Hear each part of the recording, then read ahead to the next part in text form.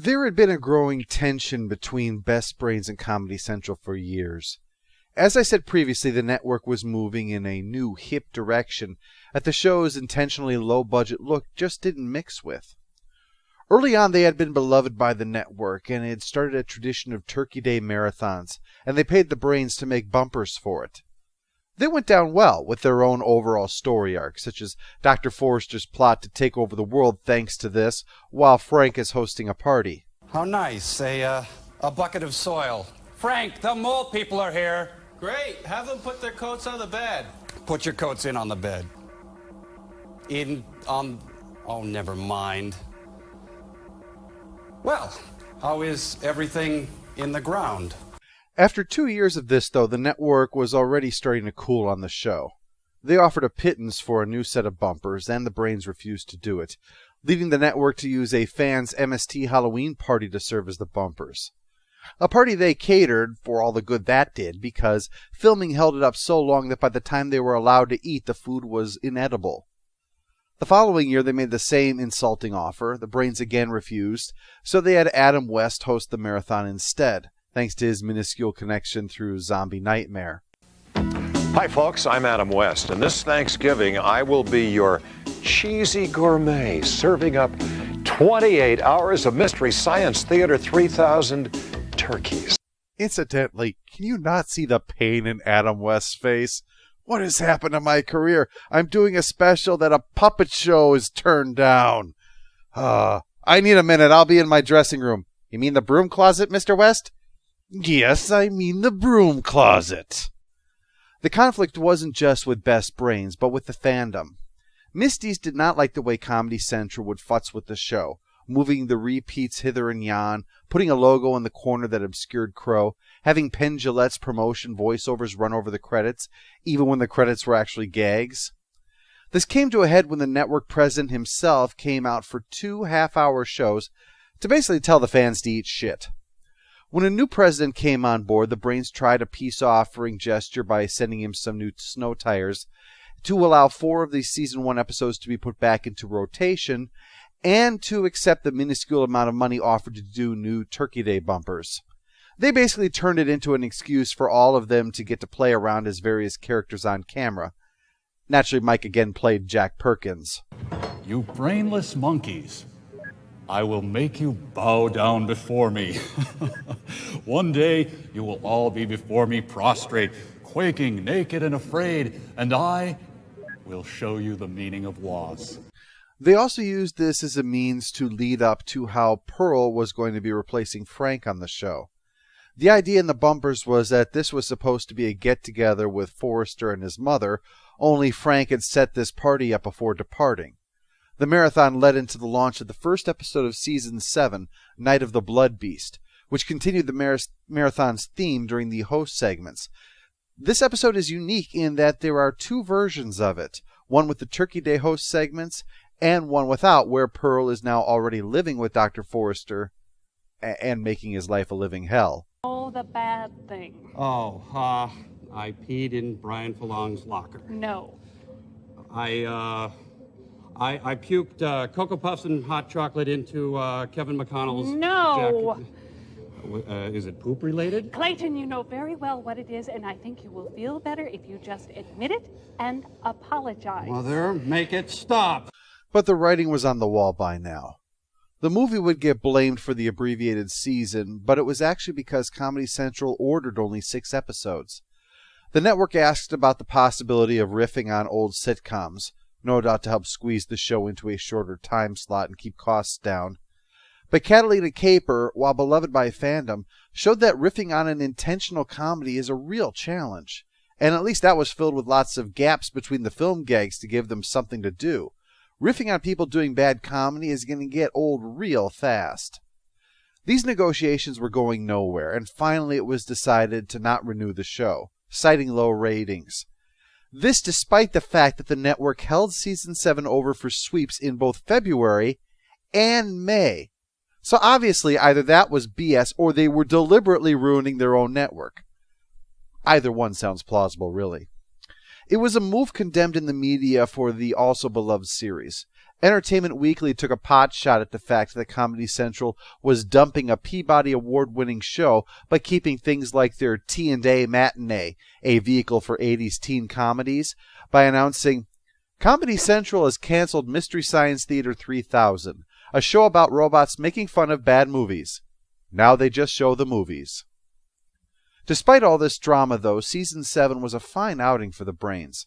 While Frank was missed, the new dynamic in Deep 13, with the previous alpha male Dr. Forrester, now the henpecked put-upon son of a mother who wanted a daughter, his full name is revealed to be Clayton Deborah Susan Forrester, we can quickly see why he became the messed up person that he is, given her abuse.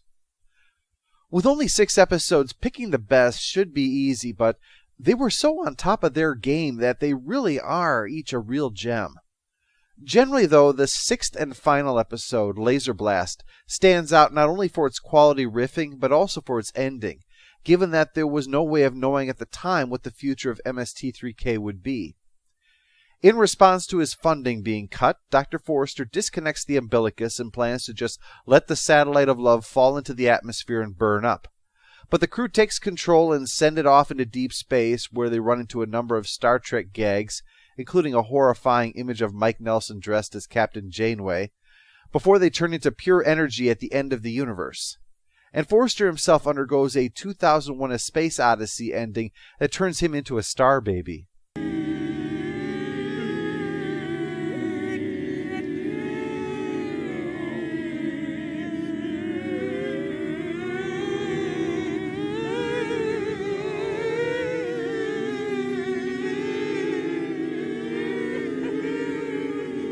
But again, even without factoring in the sentimental value, this episode is just so funny. It's the story of some super ray gun that combines with a medallion to allow the user to blow shit up, although it also turns their face green sometimes and kind of monstery, and they're sort of out of their head kind of thing. The film is so incredibly badly put together, it's astonishing to behold. Oh, there's plenty of competence on display by others, but the plotline is just moronic and the filming is terrible. For instance, there are aliens in the film. I told you to ask directions at the Gorlan station at Zingding 5, but no, you bladzined ahead of that guy on Bartool. Just past this football. Stop reading my thoughts. Are you reading my thoughts? So yeah, a lot of effort was put into making these aliens, but the problem is that their involvement in the story is half-ass. First, because they don't speak English and have no subtitles, which is what contributes to them being so hilarious in the MST version.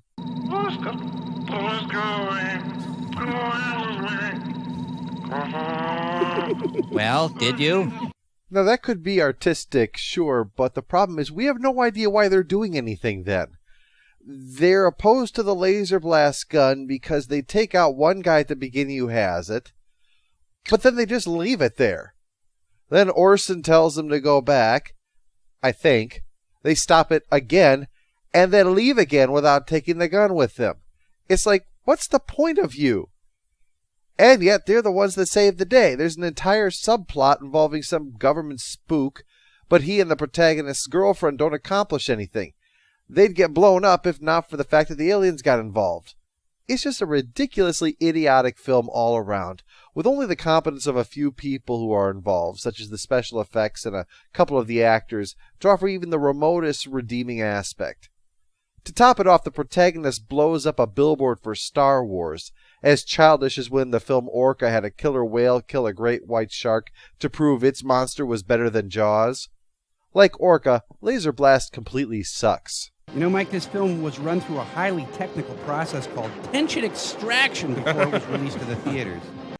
As far as runners-up go, I'm going to buck trends and say the second episode, The Brute Man, stands out above the rest.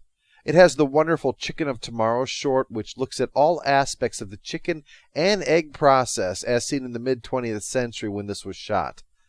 The level of involvement is astonishing. Eggs are complicated. They should cost like $100 each. The Brute Man itself is a crappy black and white film, and yet it is still superior to Laser Blast, which tells you just how bad that film was. Brute Man is the story of a very unattractive-looking man who was also incredibly strong and is on a revenge spree over the accident that caused his good looks to be this way. But what really steals the show is the shopkeeper, who has only a tiny part in the movie, but he takes over by being the most cantankerous old fart you've ever met. I hate customers. Don't you think it's kind of funny? Sticking a note under the door? No. Go to hell. And don't go trying to make a mystery out of it. Piss off. I could honestly watch him all day. Why'd you hire me if you hate me so? Okay. But I still think it might be... I know. So he's the creeper. Or you just creep along with that. I mean, hurry up with that stuff. And then get back here and do the rest of your work. Dear God, I hate you. I hope you die. While nothing else can compete with that, there's also a blind love interest, the slowest news day on record with a photo blurb for Popular Trio that serves as a plot point, and Crow singing a song about Tom Dewey. So between all of that, the Chicken of Tomorrow / Brute Man pair is a real winner.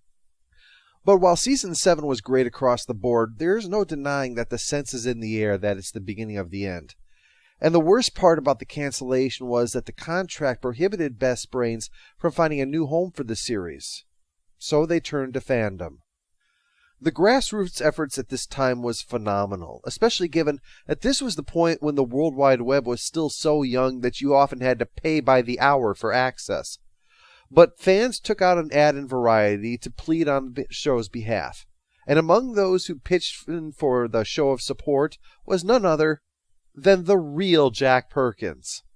Thanks to this, Comedy Central agreed to release the Brains from their contract, and soon the Sci-Fi Channel picked up on it, releasing images of dying Servo and Crow being rescued from a premature end with a promise of new shows on the network.